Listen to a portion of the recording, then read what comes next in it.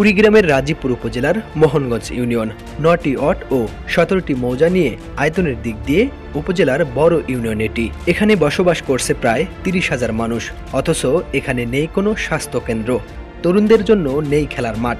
এই এলাকার প্রায় ৭০% মানুষের বসবাস চরাঞ্চলে, আর দুঃখ দুর্দশা এখানেই। যোগাযোগের একমাত্র যানবাহন নৌকা। শুল্ক মৌসুমে চরের দুর্দশা যেন আরও শোচনীয়। প্রয়োজনীয় বস্ত্র নিয়ে পায়ে হেঁটে পাড়ি দিতে হয় মাইলের পর মাইল।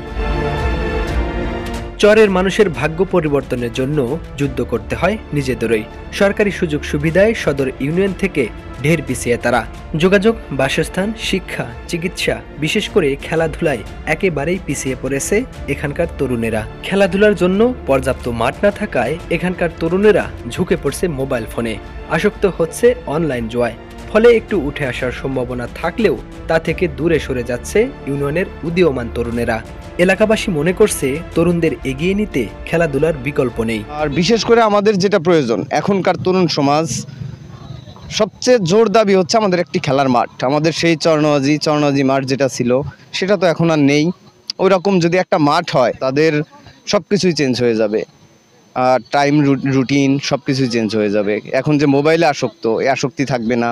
মাদকের সাথে যে সম্পৃক্ততা, এটাতেও জড়াবে না। খেলা নিয়েই থাকবে, তাদের কনসেন্ট্রেশন পুরোটাই খেলার দিকেই থাকবে। মোহনগঞ্জের বিভিন্ন শিক্ষা প্রতিষ্ঠান, আমি একজন শিক্ষক হিসেবে একটা শিক্ষা প্রতিষ্ঠান আছি।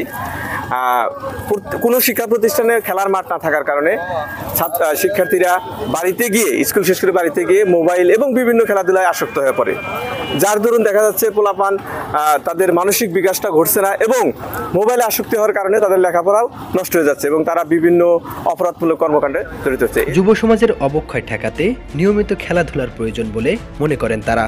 যারা এখন উঠতি জেনারেশনের যে ছেলেরা, তো এরা আসলে বিভিন্ন ধরনের মোবাইল আসক্তি এবং কেউ কেউ হয়তো বিভিন্ন ধরনের নেশায়, বাজে নেশায় বা অসৎ সঙ্গের সাথে জড়িয়ে তাদের আসলে অবক্ষয় করতেছে।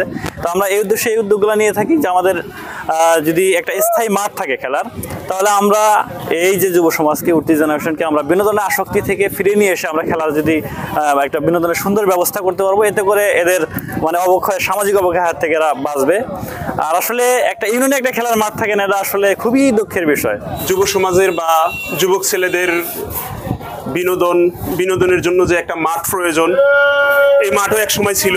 সেখানে আমরা ছোটবেলায় দেখতাম বিভিন্ন ধরনের খেলাধুলার আয়োজন হতো, সেটাও নদীর গর্ভে চলে গেছে। এই পর্যাপ্ত বিনোদনের ব্যবস্থা না থাকার কারণেও যুব সমাজ মোবাইলে আসক্ত হচ্ছে। সেখানে বিভিন্ন ধরনের খেলাধুলা, বিশেষ করে যেমন ফ্রি ফায়ার, পাবজি, এই খেলাধুলাতে আসক্ত হয়ে তারা লেখাপড়া থেকে সরে যাচ্ছে। এখানে খেলার মাঠ ছিল, মানুষের মধ্যে বিকেলবেলা একটা উচ্ছ্বাস ছিল, প্রাণবন্ত ছিল সবাই। এখন খেলার মাঠ নেই। আমাদের যুব সমাজ দিন দিন তারা অলস হয়ে যাচ্ছে, মোবাইলে আসক্ত হচ্ছে, এমনকি তারা হয়তো বিভিন্ন মাদকের সাথে জড়িত হচ্ছে। স্থানীয় তরুণেরা মনে করছে খেলার জন্য একটি মাঠ থাকলে যুব সমাজ খেলার প্রতি উদ্বুদ্ধ হবে, কমে যাবে অনলাইন জুয়া ও মাদকাসক্তর প্রবণতা। আমাদের মোহনগঞ্জ ইউনিয়নে একটি খেলার মাঠ নাই। আগে যখন নদী ভাঙ্গার পূর্বে অনেক আগে 2-3টা মাঠ ছিল, যেমন চরনবাজি ছিল, বাজারে স্কুল একটা মাঠ ছিল, কিন্তু এখন মোহনগঞ্জ নদী ভাঙ্গার পরে এখন আর কোনো মাঠ নেই। তাই আমাদের তরুণ সমাজের দাবি যে এখানে একটা খেলার মাঠ হোক, যাতে পরবর্তী প্রজন্ম, যাতে জেনজি যাতে মাদকাসক্ত বা ফোন গেমিং থেকে দূরে থাকতে পারে, সেই জন্য একটি খেলার মাঠ মোহনগঞ্জের জন্য খুবই দরকার। আমাদের এই জায়গায় মাঠ নেই, ফুটবল খেলার কোনো মাঠ নেই। সরকার একটা মাঠ দিলে তো ভালো হইল না, ফুটবল খেলে পুরো ভাঙবে।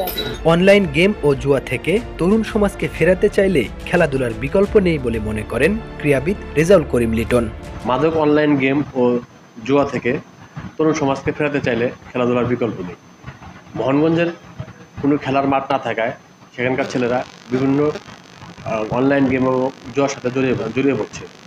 সেই লক্ষ্যে মোহনগঞ্জে আমি একটি খেলার মাঠ দাবি করছি। মোহনগঞ্জে একটি খেলার মাঠ প্রতিষ্ঠার দাবি এখন সময়ের দাবি। শিশু, কিশোর ও যুবকদের মোবাইল আসক্তি থেকে ফেরাতে এবং তাদের সুন্দর ভবিষ্যৎ গড়তে খেলাধুলার প্রতি গুরুত্ব দেওয়া অত্যন্ত জরুরি বলে মনে করছে স্থানীয়রা।